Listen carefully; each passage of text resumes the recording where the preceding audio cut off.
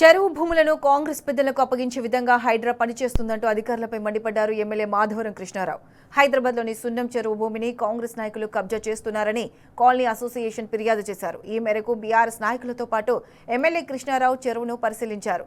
Survey number 30లో ఉన్న ప్రభుత్వ భూమిని కాంగ్రెస్ పెద్దలకు కట్టుబెట్టేలా అధికారులే 47 లక్షలతో ఫెన్సింగ్ వేశారని అన్నారు. పేదల ఇండ్లను కూల్చివేయడం, పెద్దలకు ఆస్తులు కూడబెట్టడమే హైడ్రా పనిచేస్తోందని ఆగ్రహం వ్యక్తం చేశారు.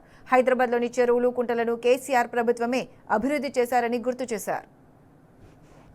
కాంగ్రెస్ పార్టీ వచ్చిన తర్వాత ఈ సున్నంచెల్లో ఉన్నటువంటి వారి నిరుపేదలని వాళ్ళందరినీ కూడా పిల్లలు ఏడుస్తుంటా కూడా ఎన్ని ఇబ్బందులు పెట్టినా వాళ్ళని ఇబ్బందులు పెట్టి బయటికి వెళ్ళగొట్టింది.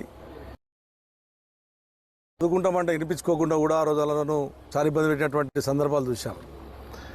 అయినా కూడా మేము డెవలప్ చేయాలని 9 చెరువు డెవలప్ చేయాలని, అందులో ఒకటి ఐడియల్ చెరువు కానీ, ముల్లకత్త చెరువు కానీ, ఇది ఆల్రెడీ బోయినపల్లి కానీ మేము డెవలప్ చేశాం. కడమ చెరువులు కూడా డెవలప్ చేయమని మేము కూడా అప్పీల్ చేశాం.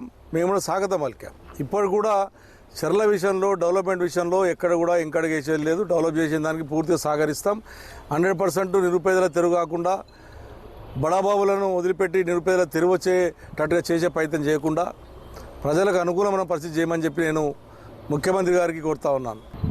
నాతోనే ఆ రోజు మాట్లాడేది ఏంటి, ఉన్నటువంటి కాలనీ అసోసియేషన్ అందరిని తీసుకొని హైడ్రా కమిషనర్కి వెళ్ళినప్పుడు ఇండ్లకే రోడ్ ఇస్తాము, ఈ గుట్ట మీద మంచి బ్యూటిఫికేషన్ చేస్తాము, ఇదంతా కూడా ఎఫ్టీఎల్కి వస్తుందని చెప్పారు. అంతకుముందు 17లో ఈ చెరువుకి మేము 30 లక్షలు పెట్టి ఫినిషింగ్ వేసాం. ఇరిగేషన్ డిపార్ట్మెంట్ ద్వారా ఫినిషింగ్ వేసాం.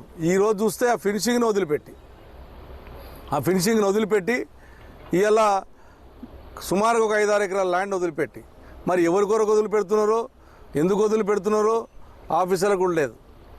వాళ్ళు వేసిన ఫినిషింగే 17లో, వాళ్ళు వేసిన ఫినిషింగే, గవర్నమెంట్ వేసిన ఫినిషింగే. ఆ ఫినిషింగ్ జరిపేసి ఇలా ఎఫ్టీఎల్ ముందుకు వస్తుంది. ఎందుకంటే మీకు అనుకూలం ఉంటే ముందుకు వస్తుంది, మీకు అనుకూలం లేకపోతే ప్రజలకు అనుకూలం, మీకు అనుకూలం లేని వ్యక్తి ఉంటే అయితే మాత్రం అంతవరకు వస్తుంది. వాళ్ళే తయారు చేస్తారు ఆఫీస్లో. ఓ కలెక్టర్కి తెలియదు, ఓ ఇరిగేషన్ డిపార్ట్మెంట్కి తెలియదు, ఎవరు తెలియకుండానే వీళ్ళు ఇష్టానుసారం